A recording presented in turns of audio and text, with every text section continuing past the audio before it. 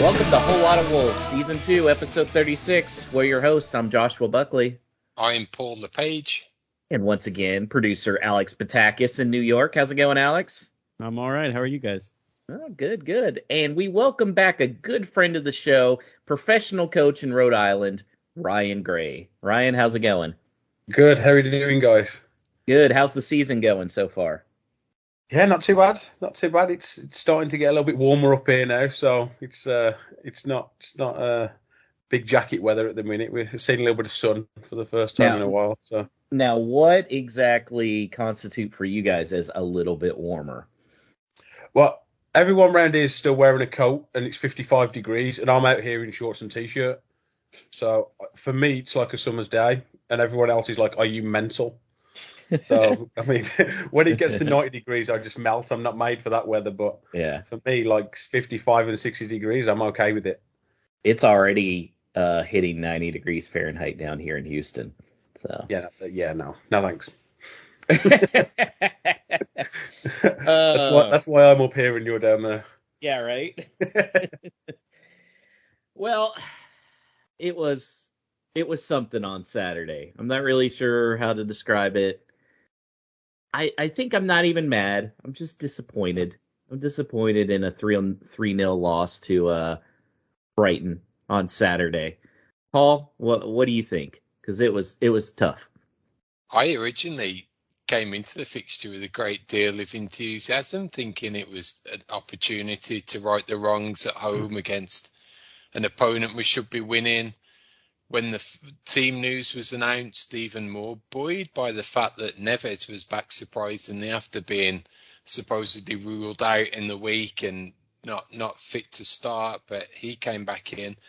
And I was quite pleased with the formation. I thought good opportunity to see two forwards together side by side and see what they could do together, being Fabio and Wang. But it just seemed like one of those games, and it very quickly transcribed, and the writing was on the wall within about 10 minutes about exactly how the rest of the game was going to pan out. And you could have followed the script exactly like that devoid of ideas, midfield was getting overrun or bypassed. Their press from up front forced our defenders to look panicked and into mistakes. No cohesion, nothing sticked up top. And it was just a matter of time before the first goal went in. And again, you just felt like as soon as that first one went in, there was no fight, no guts, no comeback. When the first one went in, countdown to when the second was going to go in, it just seemed like a matter of time. So I don't know, from what's gone on and what's transpired afterwards, it seems like there's a reason for it. But what strikes me is that we, on countless occasions, have this type of performance in a similar situation, similar opponents, and it's the same set of players. Doesn't matter who the manager is or what the situation is, we churn out one of these types of performances. Now, you could say, well, what's got to change with that? Is it the coach? Is it the manager? But it's beyond comical that this keeps on happening, and it's like an inquest to see really where the fault lies and how do we stop this from repeatedly happening every time. Yeah, and we'll kind of go into a little bit of some of the drama that's going on, that's rumored to be going on a little bit later.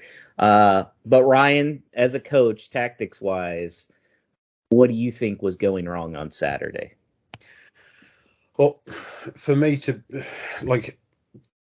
just come away from tactically a little bit, for me, we've just come to that edge of the cliff, and I feel like we've just fell off.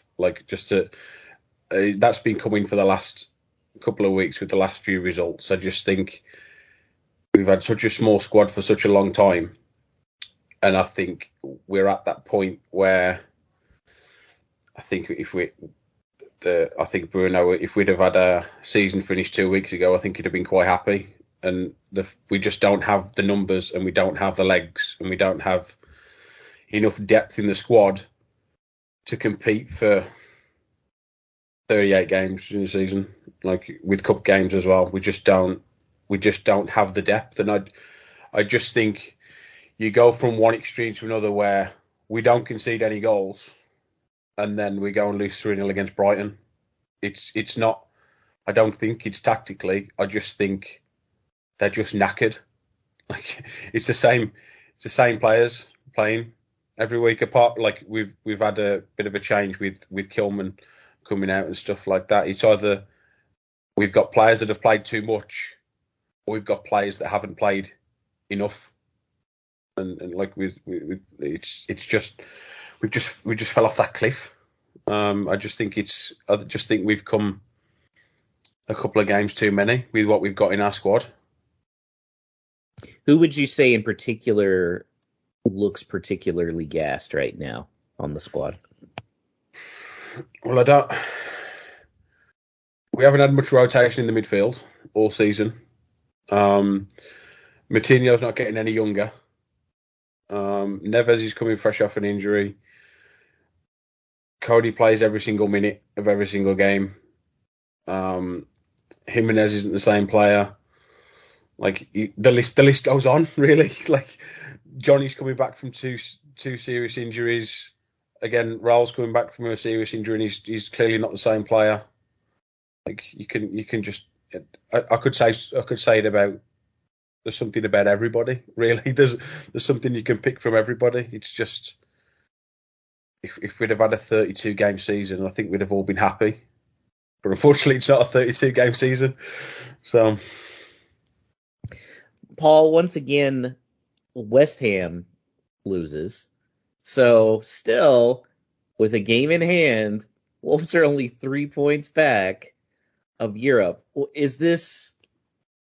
Who do you think this is more frustrating for? Us trying to chase them and seeing these performances, or West Ham fans which have it but are like, we cannot put Wolves away? I think it's always the temptation with us to look at what might have been. And what's most frustrating with everything that's gone on, even with this horrendous dip in form and this fallout that we're going to talk about, is it could so easily have been righted in January. A signing or two in those key positions, just as what Ryan was mentioning, to alleviate the pressure, spread the minutes around a little more easily, get someone maybe up front who could stick the ball in the back of the net when you're chasing the game and putting some crosses in, if you ever do put a cross in again. It's that what's so frustrating, that you can peel back everything that's gone on, and hindsight's a wonderful thing, but it just smacks to me that January was the perfect time to strike, really put a stake in the ground, and two players in that team would have had us probably going past West Ham by now, given their form that's dropped off and their areas that they want to concentrate on. It was rich pickings for us to pick up, and after Saturday and what the players turn now, it's a case of understanding, well, why they've hit that threshold. Who's going to be here next season? Do they really want it? If they're not going to be here, has the likes of Saiss got his big fat 2-year contract in Turkey signed and sealed, so he's not really bothered. It's those little things that start to creep in now. So it's frustrating based on what might have been and really what should have been. Especially with reports now that Renato Sanchez is heading to AC Milan for 17 million euros. That's tough. That's tough. Somebody that would have been the perfect player for Wolves going for really that low of a price. And I'd have to think, they probably could have gotten him for around that price in January. But it is what it is, and now Kilman's out for the rest of the year. I'd have to assume Semedo's out for the rest of the season, the way he was walking off. Podence, I don't know. Like, Ryan, are there solutions right now with these last 4 games? I mean, it's tough with us being in touching distance with Europe as well. Like if we'd have swapped places and we're in Newcastle, Leicester kind of situation, you'd be like, just throw the kids in for the last 4 games of the season. Absolutely. But we've still got a chance to be in some kind of European competition, and I think if West Ham win their semi-final, we might end up nicking 7th spot because they're not going to be worried about the last 4 games of the season. They're going to put all their eggs in the basket for the Europa League final. So if they win there, I think we might be in with a chance. But I think if they get knocked out, their priorities change to go, well, we need to pick up these last 4 games of the season because we need that European spot. So I think a lot rides on that West Ham result against Frankfurt. So we'll kind of see there really, but it's tough. I mean, if it was me, I'd try and change a few around a little bit, but with all, as we mentioned earlier, with all these reports of fallout and stuff like that, it's what's going on behind the scenes. Like if the reports are what we think, and he went back to Portugal, like what they've been doing in training this week, like who's taking training, who's picking the team, like I don't know. So yeah, we'll just go ahead and talk about it then. Ryan Lester on Twitter kind of dropped a bomb on Saturday that said, I've been made aware of a possible training ground bust-up between Bruno, Raul, and Johnny. This information comes from a solid source who, when they provide information, it's usually bang on. Of course, you'd expect the club to deny regardless. And then he came out later and said, the alleged fallout would make sense with the team selection, as I've absolutely no idea why you'd play Hwang over Raul in a front 2, and even less of an idea as to why you'd drop Johnny. I'm only the messenger, but feel free to shoot me. Ryan, from what I've gathered of him on Twitter, he's not somebody that's just going to say something for attention. He doesn't care about the attention. He's passing along what I would think is a pretty good source. And so then that came out. Then there were words that they're not training until Wednesday. And like you said, Ryan, Bruno went back to Portugal. How much of this, Paul, do you think is true? I mean, you may even have heard some from your friends back across the pond. Nothing concrete, but to your point, it's information out there that someone's providing in good faith that's got no reason to do otherwise. And just when you delve a little deeper in the forums and where some people lurk, it does seem that it's been corroborated as well, that there's definitely some mileage. And the thought is that you start to unfurl, all starts to unfurl, coming back to the Hoover criticism and the senior players not taking to that in a positive way. So in one respect, he's kind of made a rod for his own back by going so vehemently in on Hoover at the time, where it was probably split 50-50 in terms of the support that he got for it. Either those types of things should be kept in-house, or it's a chance for a kick up the backside and to see if it can have a positive outcome. Now, those types of kick up the backside are all fair and well if it's a positive and it works. When it doesn't, and it can have this type of fallout, if it's the likes of Moutinho, Johnny, Raul, these very senior figures that seem to have taken a perception, then it really seems to me that the writing's on the wall now, that the power, the player power that they've got nowadays really goes way above the coach. And I think maybe it's me being a little traditionalist or naive, but I just get the feeling with the likes of these coaches like Bruno, who've never played or really played at the top level or anything like that, it only takes one moment for someone to say, well, what the fuck do you know? You've never played. And then it all goes to shit. So you can have that tough love and it can work. It only takes some bit of negativity or him saying the wrong thing, and it can all become undone really quickly. And I think that's what's been the case. And for me, if it does transpire that this is it just seems irreparable. Him going away, if he's been spotted in going to Portugal, I don't read too much into that. It was a public holiday in England today, so they probably didn't train on Sunday. They probably got today off. I'll be back in tomorrow, so I don't think there's a case of that factoring into it. But I think it's just a case of no smoke without fire. And in this type of situation, then I can only see one thing happening, unfortunately. To me, my question is, who leaked it and what was their purpose behind leaking it? Because this seems like something that somebody wants known public. And Ryan, do you think it's being put out there because there's a group of players that want Bruno to be replaced? Potentially. I mean, everything's since we've had like Nuno in and stuff like that, the club's been very hush hush about everything. Like when Nuno was in and stuff like that, he was the same every press conference, wasn't it? Everything that would come out would be the same stuff from the previous week, and nothing ever come out.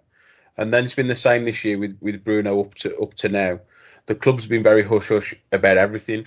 So for this to come out, somebody senior in the club feels like it needs to come out. Like, this wouldn't have come out if they didn't want it to come out. Like, it's clearly happened.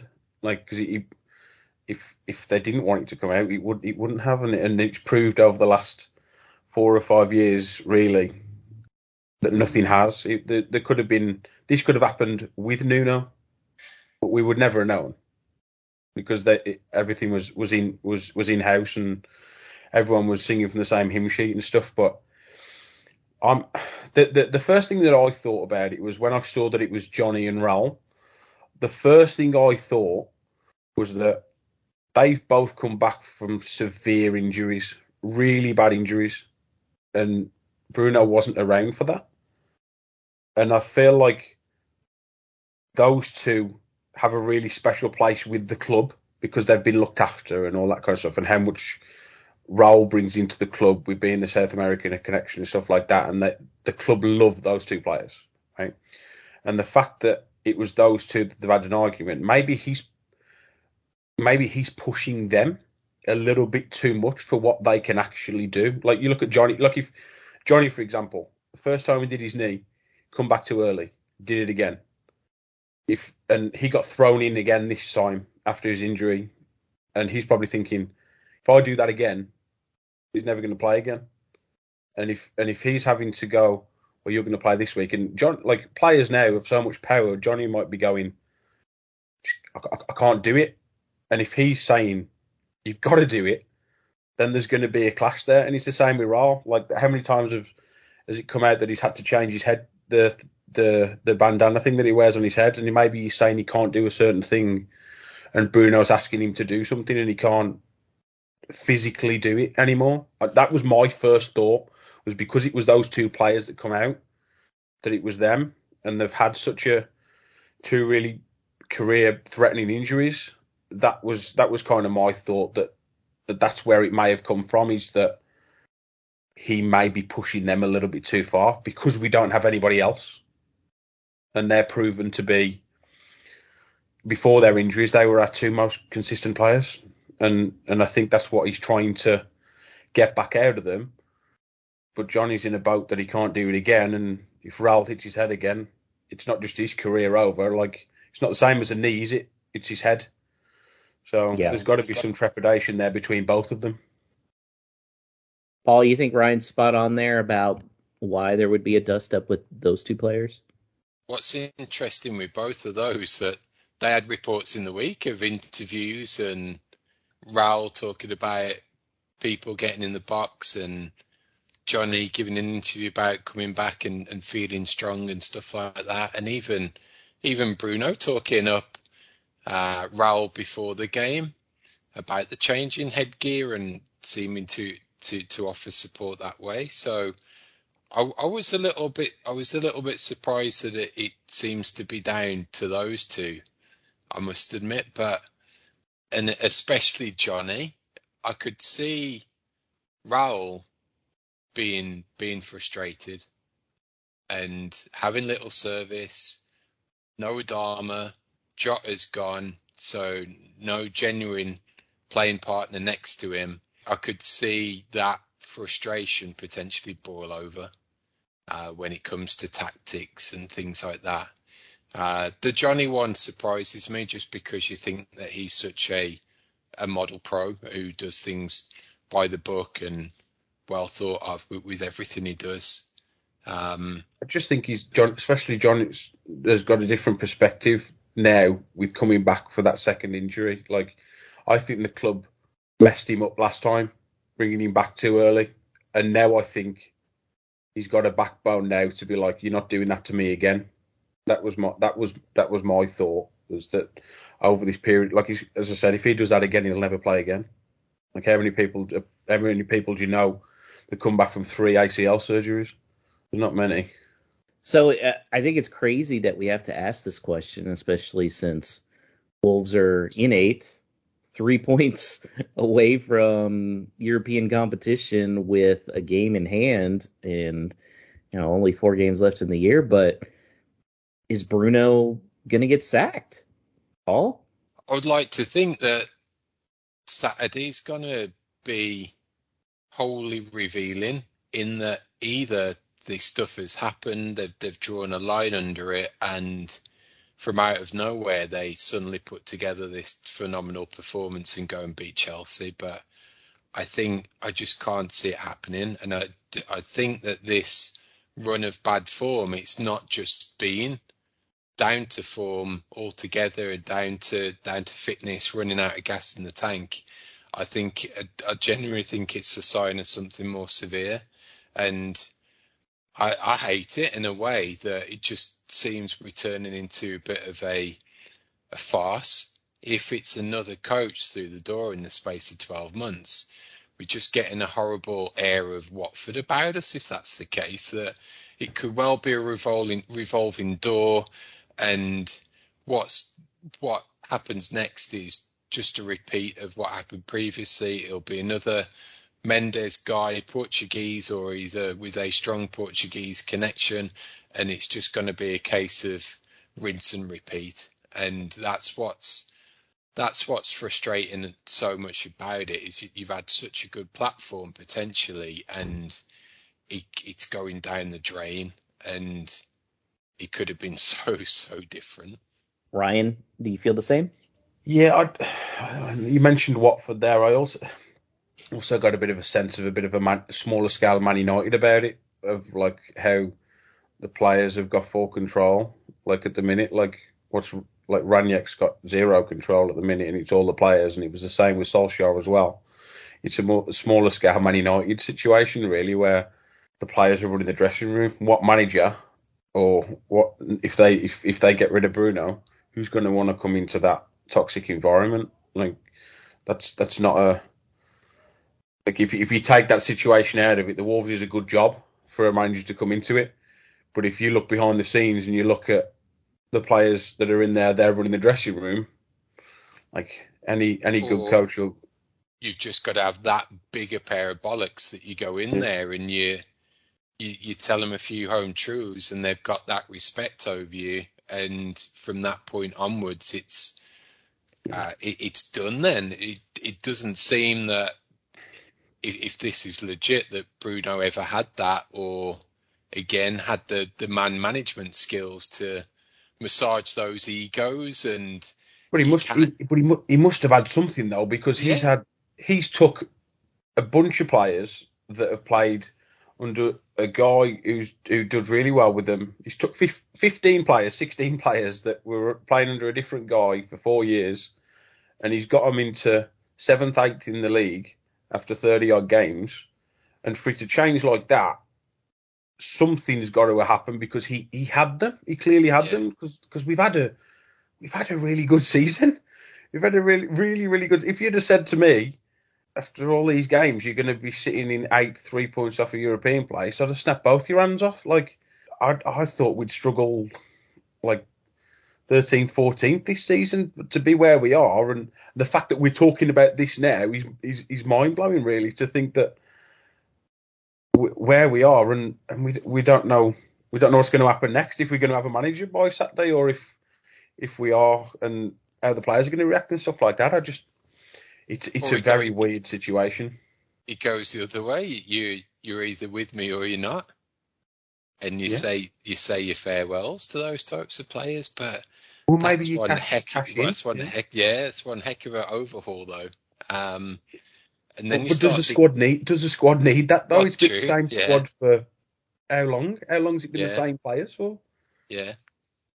I mean, do you cash in on Neves and get as much as you can for Neves now and rebuild the squad? And would you get money for Jimenez? I'm sure you would. And like players like that, do you bite the bullet and just rebuild the team again? Because I mean, we've got the fund. We could raise the funds for it. And if you can be good in the recruitment side of it, as Brentford have shown this season, and teams like that, you can rebuild a team with what money you've got. And Newcastle spent how much money in January, and look at how they've gone. Like if you can do it well, it can be done. But it's which way you're gonna go. Are you going the manager way, or are you going the players' way? I think if you go the players' way, I think that's only going to end one way, because players are not loyal to the club; they're loyal to who's paying them. Like, you know what I mean? It's what's going to be more stable. It's which way you're going to go. I think what would concern me too if they got rid of Bruno would be whoever gets this job, they would not take it unless they had assurances, like in 100% assurances that Fosun is going to spend money in the summer transfer window. Because everybody, I'm sure, is going to look and go, well, yeah, Bruno failed. He ended up getting 2 new guys, essentially. That was it. You know, Huang and. But has he failed? Like I know he's in this boat at the minute, but has he failed? I don't think he. If he was, I don't think he has either. No. If he got sacked tomorrow, he gets a top job because of what he's done. Like he's had, like he could go anywhere now. Like he could go and get a top job after us because he's took all the players that weren't his players, like maybe 2 players of that squad are his players. He's took another coach's squad and took him 3 points off Europe. Like he's done a really good job. He could go and get a top job somewhere else. So I think that tells you the story. I think for me, me personally, I'm like, if I was to pick sides, I'm on Bruno's side for me. I tell you what, Everton would like hire him in 10 seconds. Like somebody like that, even if they get relegated, and he'd probably take it because it's Everton, and hey, there'll be the challenge, you know, and something like that. I agree with you, Ryan. He won't be unemployed long. I think he has shown it. I wonder then, who do you think are the big players that are the ones controlling the locker room then? Do you think it's Neves and Raul or others? You just look at like what the club do for Raul, like all these gender reveals and all these different stuff, and how much money he brings in the club from South America. Like it's just an opinion for me, but I think if Jimenez asks how high the club jump, like ask them to jump, they ask how high. Like I think because he brings in so much revenue and was really. Rid of him, really good for us, but now he's not quite at that level that he was. Does he feel like he's still got all that control of when he was scoring 15 goals a season? Like, unfortunately, he doesn't at the minute because he scored 5 goals. Like, I don't think it does. Do they want the revenue or do they want the goals? Like, it's kind of which way do they go? Do they sell him and cash in and lose all that revenue, but bring in a player that could score 15 goals, or do they keep someone that brings in all that revenue from South America, but he's not doing it on the pitch, which he hasn't this season, has he? I think we all know what the answer to that is with Yeah. starts. Yeah. I mean, I said it last week. He's going to be at Wolves as long as he wants to be at Wolves, just for the amount of revenue he brings in from Mexico. Because and he's as soon as well, his family, like he's got kids over there and stuff now, and he enjoys living in Wolverhampton. He's said that multiple times. Yeah, as soon as he leaves, they lose all of that fan base unless you bring in another one like a Chucky Lozano. I mean, Fosun, they're businessmen. They know that. I still say that's another reason they signed Huang the way they did. They were looking at it not just for on the field, but off of it as well.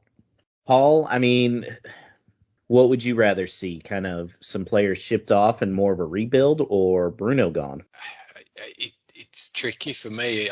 I'm firmly in that camp of the manager should be in ultimate control, but is this happening a repeat? Was there fallout from his Benfica time when similar happened, when it wasn't all going to plan and some of the players got an undue overexposure? Whereas for everything that you can point to Nuno, he never once put anyone under the bus.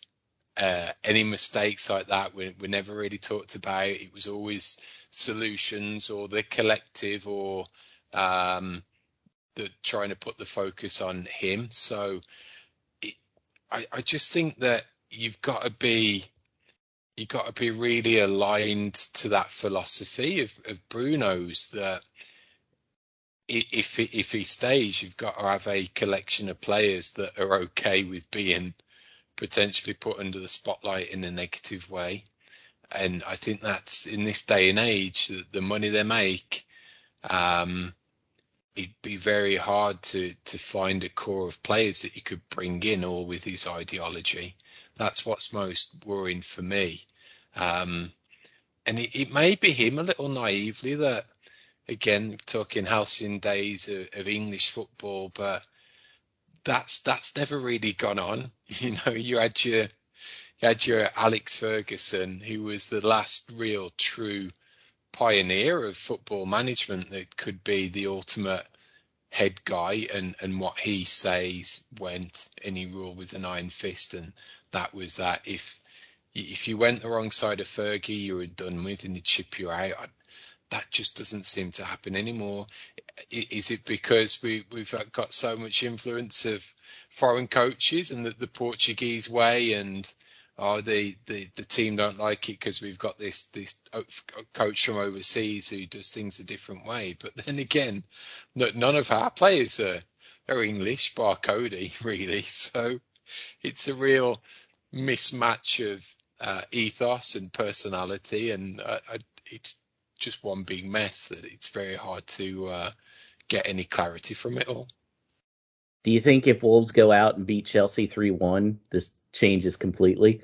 Well, it like could do. Attitude. It could do. It, like both performances on the pitch, and it would be a massive PR exercise as well to tackle it head on and say, yeah, something went down. It was on the training ground, should have been kept private, but we resolved it. And look, we went to Stamford Bridge and won. We've drawn a line under the sand now. Everyone's on the same page. So again, like, Saturday's massive. It really is, because it could either corroborate what's gone on even further, or it could act as a reset, and it could be potentially the best thing that's ever happened. I've got my doubts to that last part. I really have, because it often doesn't end very well in these types of situations. But we'll have to see come 9 a.m. on Saturday morning. I mean, they're not in a good boat either, are they, Chelsea? So yeah, similar parallels. Yeah, they're kind of holding on to third right now.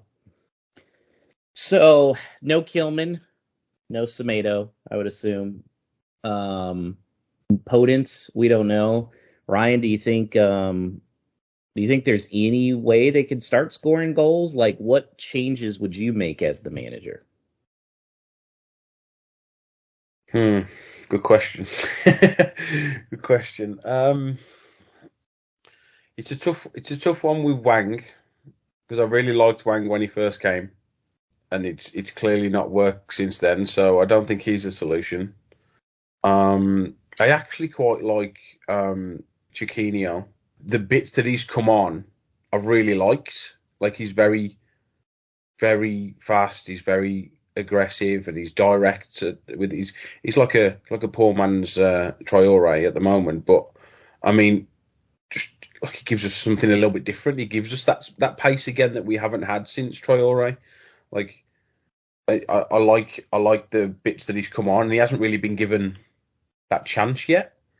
And I mean, he's got to be doing better than Wang because Wang's not done anything, has he, really, to deserve that spot? I mean, it's always been difficult for us to score goals, hasn't it? To be fair, it's never come easy for us, even when we've finished seventh with Nuno before. Like goal scoring has never been free flowing, have we? Really?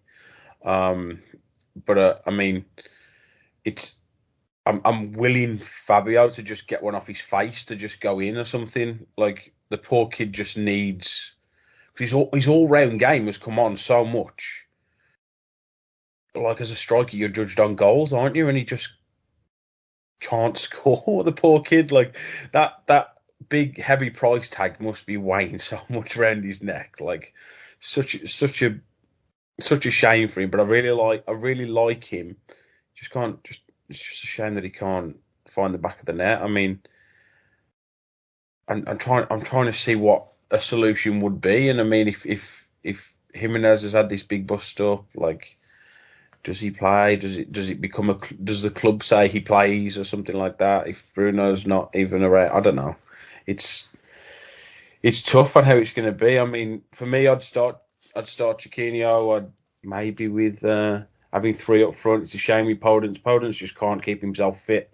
I think the guy's made of glass. They call me Mr. Glass. Yeah, he must be. I mean, he showed so much potential and he's had a decent season, but again, he's not a goal scorer either, is he? Like, I couldn't pick. There isn't a goal scorer in the whole squad. Like, I don't even class Raul as a goal scorer anymore. Like, 'cause he's not proved it this year, has he? And I mean, I know he doesn't get many chances, but I don't know. It's so difficult. It's so difficult to try and do you pluck a kid out from the under-23s? Do you give him a go or something? I just don't know where the goals are going to come from. What about Neto, Paul? Do you think? I mean, he played all of the second half. Do you think now's the time to start him, even if you have to pull him out at like the 60th minute because of fitness? Yeah, it's a strange one with Neto because we've seen him start and come out, and he's missed time since he's been back. So I don't think everything is right as far as fitness goes with Neto, but that shouldn't be looked at as a bad thing. I think that should probably be that we saw him a lot sooner than we thought he would, or at least the reports when it first came out, we probably should have been a little bit more reserved to really this stage of the season start to see him come back and contribute in the ways that he has done, because I don't think he's up to the level of starting yet. He probably needs a good pre-season. Yes, I think this with him coming back this season, it's just this bit is just getting minutes back into him and just get him comfortable again. That's another horrific injury, like a kneecap injury like that. You don't see those very often, do you? Really? And it's just getting him back comfortable to where he was, because he was direct and he would go at people and aggressive and stuff like that, and he's got to get back into that space again. But it takes time. Yeah, it takes time, and he's such a touch and pace type of player that you can't just turn that on. So you need it to build up over a period of time, and that's why I think he could have been good if he was coming into the team off the bench at this stage of the season. But asking him to start places a tremendous burden. I think that's not really suitable for anyone, really. Just reeks of desperation from us, really, doesn't it? We need something, and we're hoping that he can give it us, and he's just not in that space yet, is he? Yeah. Ryan, you think we've seen some tomatoes last time in a Wolves kit? That's a tough one, because, I mean, he's had a really good season as well. A really good season. I hope not, because every year he's been with us, he's got better, hasn't he? Like his first year was tough. He's had a good year this year. Like, I think, I mean, this is all if Bruno stays and whatever. But if Bruno goes to a back four, I think he suits a back four much more than he suits being a wing back. I don't know. I hope not, because I like him. I mean, if he does leave, we ain't going to get that 30-odd million quid back for him, are we? Like, who's going to pay that? So yeah, we'll get half of that. I don't know if we would get rid of him, because it would look like a massive failure on the club's part, wouldn't it? And losing all that money. I think they'd just spin it around and put the blame on Bruno or on Nuno for that one. Honestly, I could see that. I don't know. It sucked to see him not only walking off the field injured again, but having to be helped off the field. I mean, you just know hamstring injuries. That was another one he came back too soon. But again, how many times are we going to do this to players? That's going to turn into a bad reputation. Like, players are not going to. That's going to put players off straight away. This isn't the first time we've put a player back in too early.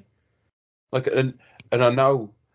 I saw it the other day. I know the club doctor's leaving this year. Does that have something to do with it? Like, does he say that he shouldn't be going? Is the reason he's leaving is because of he's trying to say they shouldn't be going back in, and they are going back in. They're getting hurt again. Like, who's in charge? Like, who's having the final say? Because if he's as a medical professional, and you say that they're not ready to go in yet, but then the club are saying we need him to play, and they're being overruled and stuff like that, I just don't know.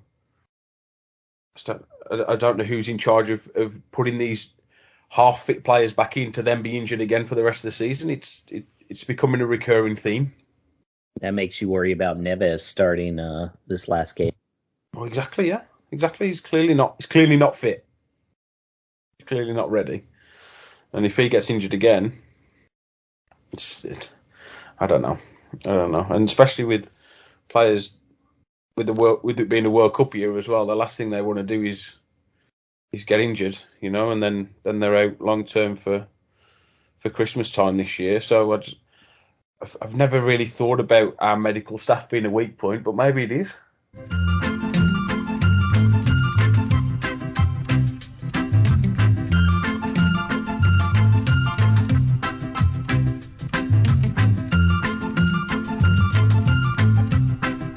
Let's go ahead and move on to the next game, and that's Saturday. It's a 10 a.m. Eastern kickoff. It's 9 a.m. Central for me and you, Paul. And it's away at Chelsea. Chelsea just got beat 1-0 against Everton, probably one of the most surprising results of the weekend.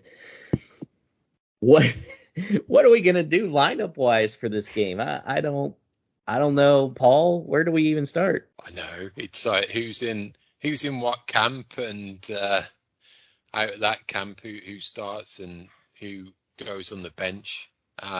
Pick names out of a hat. It is kind of. It's but then it's like it just makes you wonder, like, what were all those reports earlier on in the season about Fabio, Trincao, and someone else not warming up properly and being called out over that. So even you think, well, Trincao could come in and play well at Stamford Bridge because he wants to look good at a big club when the spotlight's on him. But it just seems like so desperation now to be looking at all of these possibilities where we should have a real nice settled team and be all on the same page and cohesive and going for the same results. So I genuinely couldn't tell you. probably out of everything, I'd like to see something like that. That formation we played at Tottenham, and I'd probably like to see Luke Cundle come in on that left-hand side. So you got three in the middle, and that means I don't really care who plays up front then, because no one's really in that super form. I'd probably go Fabio and Raul if the stars align and it works out favourably. Johnny must start if Semedo's out again. If everything being equal and this stuff gets lying under the sand and we move on, it's got to be out Nuri attacking down the left hand side just for some type of creativity. But I've got this awful sinking feeling that it's going to be Marcel making a reappearance. So I don't know. I'm really out on Saturday. I could see it being a real turning point, and I'm not looking at it in any positive way, really. By the way, did Aitnori run over the male announcer's dog on Saturday? Like, it was like every time he touched the ball, it was like, bah! He's practically screaming about him at one point. It was, man, show your page. You got to give yourself a coronary. Did you felt it was warranted criticism, Ryan? No, not really. Not really. No, it's always tough. I struggle to listen to the commentary, to be honest. Over here, I tend to listen to it on mute if I can. A lot of the time, like I quite like Jackie Outley, but it's whoever she's great. She's really partnered good with, isn't it? Really, it's the extent that he went in on him just smacked of a poor understanding of doing your research. That whilst he did make an error, it wasn't necessarily down to him trying to beat 10 plays and walk it in. It was that he's predominantly right-footed and predominantly left, and he was on his right trying to get it back in.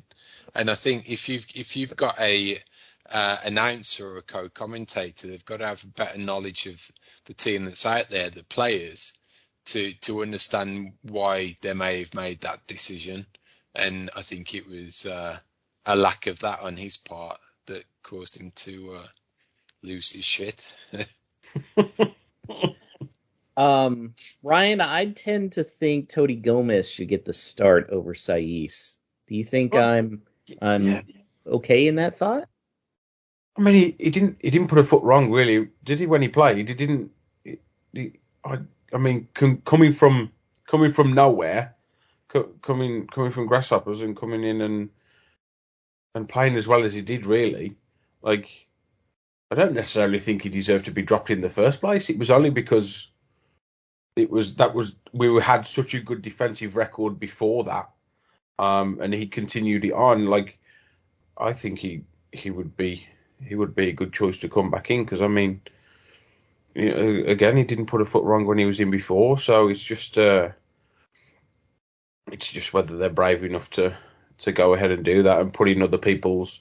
Like, they've already had a bust up this week. Are they willing to put other people's nose out of joint to bring in somebody, a newcomer kind of thing, as Gomez still technically is, because of this tight-knit squad that's been together for so long? Does that put people's nose out of joint? Is the more senior players, like, do they even want him in because he's not one of them, if you know what I mean?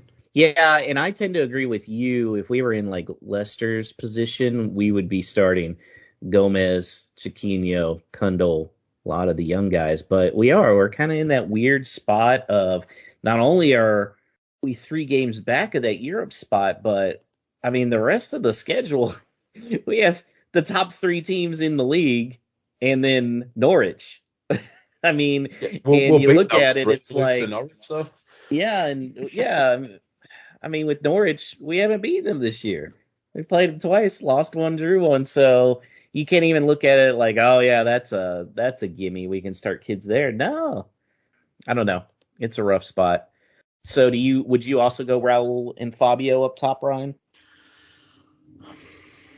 I think you would probably have to really, because there are only two proper strikers really, and I think you're going to have to play with three in midfield against Chelsea because we'll be matching up with wing backs this weekend. Like, terrified of Reece James on the right against Marcel or even Aït-Nouri really, because Aït-Nouri can't defend and Marcel is just, I don't know, just carrying a cart horse, I think, every time he plays really. But I just think if it comes to wing backs versus wing backs this weekend, there's not really a competition on who's going to win that really, but it's just they're in a bad situation as well as we are at the minute, and they could end up dropping out of the top four even with what's going on and all that stuff off the field and everything. I think you could flip a coin this weekend on who you think's going to win. I don't think either team know how to win at the minute. Okay, so I'll let you make a prediction then. What do you got? Like 7-7 or something. I'll go. I'm going to go 2-2. Who are the two goals from? 2 own goals. We'll go. Let's go. Just because it would cause absolute controversy. Johnny and Raul, like that would be the headlines, wouldn't it? That's pretty good. And I could see both of them scoring. Paul, what do you got? I think we're getting pumped again and going to lose 3-0. Yeah. Alex, we need you to make a prediction this week. I'm not going to say that Wolves score until I see that it's a possibility. He's starting to get my... Yeah, I'm starting to be jaded here. I'm going to say 2-0 to Chelsea because I'm just going to bet on the more talented team in this spot to kind of set it right. The two teams who are struggling. Although I think the parallels are really interesting because Tuchel is another guy who has a very short shelf life. You mentioned some of the stuff about Bruno earlier. Maybe he's wearing thin there too. So, but I think the narrative coming out has changed a little bit from a Chelsea perspective when they kind of get a get-right game against Wolves. Man, I'm going to have to be like the somewhat ray of sunshine for me too, huh? I'm going to say 1-1, but I'm going to say it's going to feel like a loss because they're going to give up that goal in like the 88th minute or something, or in stoppage time. So I'm going to say 1-1. Wolves score in the first 10 minutes and then can't hold on. That's my prediction. I think we're absolutely going to get battered, but I just can't put on record that we're going to lose. I can never bet against the Wolves. So on record, we're going to draw. Off record, we'll get smacked. Okay, Paul, what kind of no stupid questions do we have this week? We got some good ones. First is Sam Spencer on Twitter, and I'll just add that we might have had a little doom and gloom across this show, so it was up to the listeners to inject a little humour. So Sam asked, why do you get in a car but on a bus? Oh, I got the answer here. Okay. Because the bus is already on and moving, so you're getting on it, whereas the car, you have to get in to actually turn it on. Look at that linguistic expertise right there. Mm-hmm. So, hey man, I was a journalist for a long time. He adds, do you put your clothes on or do you get into your clothes? Now, that's a good one. Ryan? Oh dear. It depends really, because you get into a t-shirt, don't you? But you have to put a button shirt on. It depends what clothes. You could go both ways. You have to put your trousers on. You have to get into your trousers, don't you? Depends what you're wearing. Yeah. Get in. I've always said put your clothes on. I've never said get into my clothes, except like I'm gonna get into pajamas. That's literally the only time I'll say get into. I think it depends what clothing you're gonna wear. Okay, next up is Nick Raytar on Twitter, and He asked what streaming service would bromance with an option to buy be on, and what would the MPA rating be? Would you entertain offers from the Hallmark channel? I think that's a resounding yes. I think it's destined for Hallmark. I definitely think it's a TV-14 because it's not going to be PG because There'd be a few shits and fucks in there, wouldn't there, watching the Wolves? yeah. I think there forces would. us. Yeah, so I'm going to say TV-14. As far as the service, I don't think it would be on like. It doesn't seem like really a Netflix. I'm thinking it would be. I think it would be Paramount Plus. They seem to like kind of those low budget type ones, and they need a little something else other than Star Trek and reality TV. So maybe that to get the Champions League, or Peacock. I could see Peacock as well, because then that would be advertising during half times as bromance with an option to buy. Then the service would drop out, so you'd only see half of it. And there'd be some twatco commentator on that as well. So yeah, let's go Peacock. What streaming service, Ryan? I mean, you can get anything on Peacock these days, can't you? So it'd have to be like there's literally anything you want, you can watch on Peacock. So it's gotta be the one. It's gotta be the one. That's everything I watch is just on Peacock, and it's shit. So I have a sleeper too on where it could be streaming, depending on how the season ends. It could end up on Shudder. Do you guys know what Shudder is? I think Alex does. Shudder is like the horror movie streaming service. Yeah. Oh, yeah. It might already be on there. And that brings this week's show to an end. So thanks again to Alex producing, Ron Firth in Canada, who helps us with the social media content. We're going to be back next week to see what happens on Saturday, and then preview that Norwich fixture at home, and also ahead of the Chicago meetup as well. So in the meantime, get your shit together, Wolves. Up the Wolves.